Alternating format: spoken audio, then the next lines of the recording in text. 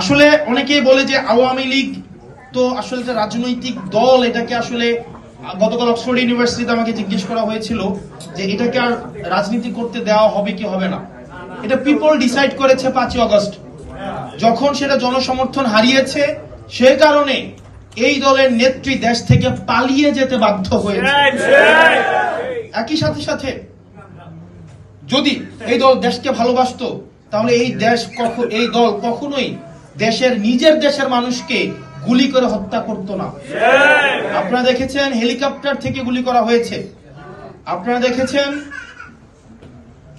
শিশু, কিশোর, বৃদ্ধ, কৃষক, ছাত্র, মাদ্রাসা ছাত্র, কলেজের ছাত্র, ইংলিশ মিডিয়ামের ছাত্র, এখানে হচ্ছে হিন্দু, মুসলমান, ধনী, গরিব, মা, বাবা, এখানে প্রত্যেকটা হিন্দু, মুসলমান সহ প্রত্যেকটা মানুষ এখানে হচ্ছে উপস্থিত হয়েছিল ওই আন্দোলনে। এখানে অনেক মানুষ উপস্থিত হয়েছিল যাদের চাকরির কোনো প্রয়োজন নাই। এই যে আপনারা যারা ডায়াসপোরা কমিউনিটি আছেন, আপনারা বিশ্বের বিভিন্ন প্রান্তে, আপনারা যারা জুলাই অংশগ্রহণ করেছিলেন, আপনারা কি চাকরির জন্য অংশগ্রহণ করেছিলেন? আপনাদের কি কোনো চাকরির দরকার হয়েছিল?